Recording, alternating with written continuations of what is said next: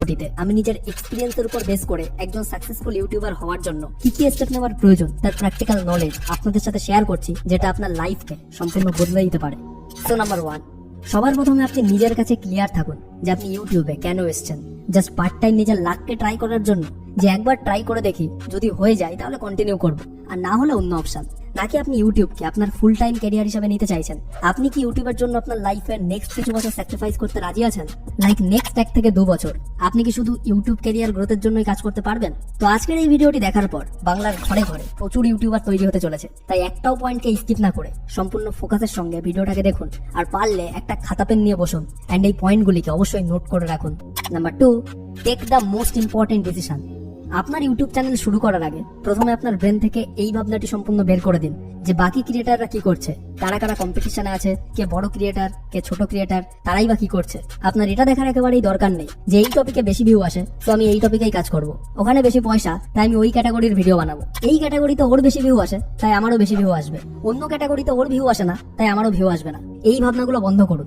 আপনার ব্রেনে যত ক্রিয়েটারের ছবি আছে সবাইকে কিছু সময়ের জন্য নিজের ব্রেন থেকে একেবারে মুছে ফেলার চেষ্টা করুন। দেন এটা ভেবেই নিজের চ্যানেলের ক্যাটাগরি চুজ করুন যে ক্যাটাগরিতে আপনি সব থেকে সেরা। হয়তো সেই পার্টিকুলার ক্যাটাগরিতে বাকি ক্রিয়েটারদের তেমন ভিউ আসে না, কিন্তু যদি কোনো পার্টিকুলার ক্যাটাগরিতে আপনি টায়ার্ড ফিল না করে প্রত্যেকদিন 12 থেকে 15 ঘন্টা কাজ করতে পারেন, যে ক্যাটাগরিতে আপনার কাজটাকে কাজ বলেই মনে হবে না, অর্থাৎ যে ক্যাটাগরিতে কাজ করতে আপনি বাস্তবেই এনজয় করবেন, যে ক্যাটাগরিতে কন্টেন্ট খুঁজে নিয়ে আসার জন্য কিংবা ক্রিয়েটিভিটি শো করার জন্য আপনার অন্য কারোর উপর ডিপেন্ডেন্ট হতে হবে না, সেই ক্যাটাগরিতে নিজের চ্যানেল স্টার্ট করুন। অর্থাৎ অবশ্যই নিজের ইন্টারেস্ট অনুযায়ী নিচ সিলেক্ট করুন। আর যদি এটা আপনি সঠিকভাবে করতে পারেন তাহলে আপনার লাইফ একেবারে সেট। আর যদি এখানে আপনি মিস্টেক করে ফেলেন তাহলে আপনার প্রচুর টাইম ওয়েস্ট হবে, আর তারপরে গিয়েও আপনাকে আফসোস করতে হতে পারে। আর যদি অনেক ভাবনা চিন্তার পরেও ক্যাটাগরি চুজ করতে আপনার প্রবলেম হচ্ছে, তাহলে এই টপিকে অলরেডি আমি একটা ডিটেল ভিডিও বানিয়েছি, যেটা আপনি উপরের আই বাটন কিংবা ডিসক্রিপশন বক্সে দেওয়া লিংক থেকে দেখতে পারেন। সো একটা পারফেক্ট ক্যাটাগরি চুজ করে নিলে আপনার ইউটিউব জার্নির প্রথম step complete. Number 3, make a time frame and work hard.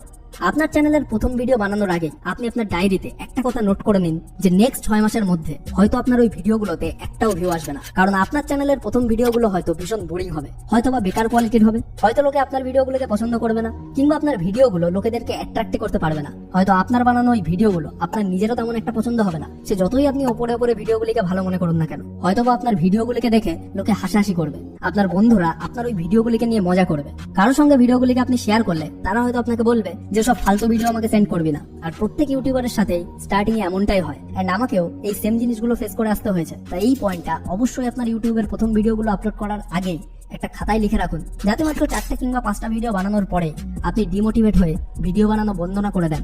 তো চ্যানেল শুরু করার আগে এই কথাগুলো ভালো করে নিজের মাইন্ডে ঢুকিয়ে নিন এবং এই সমস্ত সিচুয়েশনকে ফেস করার জন্য আগে থেকেই রেডি হয়ে যান। আর আপনি নিজের কাছেই প্রমিস করুন যে সিচুয়েশনে যাই হয়ে যাক না কেন, নেক্সট 6 মাস যদি আমার কোনো ভিডিওতে একটাও ভিউ না আসে, তাও আমি ওই 6 মাস কনসিস্টেন্সির সাথে বেস্ট কোয়ালিটির ভিডিও বানাতে থাকবো। আর এই টাইম ফ্রেমের মধ্যে আপনি ভিউ, সাবস্ক্রাইবার, অডিয়েন্স, নেম, ফেম, মানি সবকিছু নিজের মাথা থেকে একেবারে বাইরে রাখবেন। তাহলে আমি আপনাকে গ্যারান্টি দিচ্ছি যে পরবর্তী 6 মাসের মধ্যে আপনার ভিডিওগুলির উপর অটোমেটিকলি ভিউ আসতে শুরু হবে। তা সে আপনার চ্যানেলের ক্যাটাগরি যাই হোক না কেন, কিন্তু এই 6 মাস কোনো রকম এক্সপেকটেশন ছাড়াই আপনাকে সম্পূর্ণ কনসিস্টেন্সির সাথে হার্ড ওয়ার্ক করতেই হবে।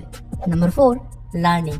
ইউটিউবে নিজের ক্যারিয়ার বানাতে হলে আপনাকে প্রত্যেকদিন নতুন কিছু শিখতে থাকতে হবে, কারণ আপনি যদি নিজের স্কিলকে, ভিডিওর কোয়ালিটিকে, নিজের নলেজকে ইমপ্রুভ না করেন, তাহলে আজ আপনি একটা ইউটিউব চ্যানেল গ্রো করে ফেললেও কাল কিন্তু অন্য কেউ আপনাকে বিট করে আপনার জায়গাটা নিয়ে নিতেই পারে। তাই আপনাকে অবশ্যই লার্নিং ওরিয়েন্টেড হতে হবে। আর যদি আপনি আপনার লিমিটেড নলেজের উপর বেস করে ভিডিও বানাতে থাকেন, তাহলে একটা টাইমের পর গিয়ে আপনার ভিডিওগুলো কিন্তু একঘেয়ে লাগতে শুরু করবে। তখন আপনার অডিয়েন্সও আপনার ভিডিওগুলি থেকে বড় হতে থাকবে। আর এই কারণেই প্রচুর চ্যানেল বর্তমানে কিন্তু একেবারে ডেড হয়ে গেছে, যারা এক সময় কোনো একটা ক্যাটাগরিতে টপ চ্যানেল হিসাবে পরিচিত ছিল। তাই সব সময় নতুন কিছু শিখতে থাকুন আর নিজেকে এবং নিজের স্কিলকে ইমপ্রুভ করতে থাকুন।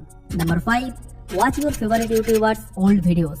এই টিপসটা শুনতে অনেকের কাছে আজব মনে হলেও এটা আপনার ইউটিউব ক্যারিয়ারকে কিন্তু নেক্সট লেভেলে নিয়ে যেতে পারে। তো আপনি যে ক্যাটাগরিতে আপনার চ্যানেলের নিচ সিলেক্ট করেছেন, সেই ক্যাটাগরিতে অলরেডি টপ পজিশনে থাকা আপনার ফেভারিট ইউটিউবারদের ওল্ডেস্ট ভিডিওস দেখা শুরু করুন, যে তারা যখন স্টার্ট করেছিল তখন তারা কেমন কোয়ালিটির ভিডিও দেখে স্টার্ট করেছিল, আর এখন তাদের ভিডিওর কোয়ালিটি কেমন, কতদিনে তারা কতখানি ইমপ্রুভমেন্ট করতে পেরেছে। আর তাদের চ্যানেলের প্রথম ভিডিও থেকে পরপর প্রথম, দ্বিতীয়, তৃতীয় এমন ভাবে ভিডিওগুলি দেখতে থাকলে আপনার ক্লিয়ারলি একটা আইডিয়া হয়ে যাবে যে তারা তাদের ইউটিউব জার্নিতে প্রথম দিকে কি কি মিস্টেক করেছে, কিংবা অন্য লোকেদের জীবনে এমনকি তারা ভ্যালু অ্যাড করেছে যার জন্য তার চ্যানেলটি এত দ্রুত গ্রো করতে পেরেছে। আর এখান থেকেই আপনি ক্লিয়ারলি এটাও বুঝতে পারবেন যে আপনার ইউটিউব জার্নির স্টার্টিং এ আপনার জন্য কোন স্টেপটা নেওয়া ঠিক হবে আর কোন স্টেপগুলো নেওয়া আপনার ইউটিউব জার্নির জন্য একেবারেই ঠিক হবে না।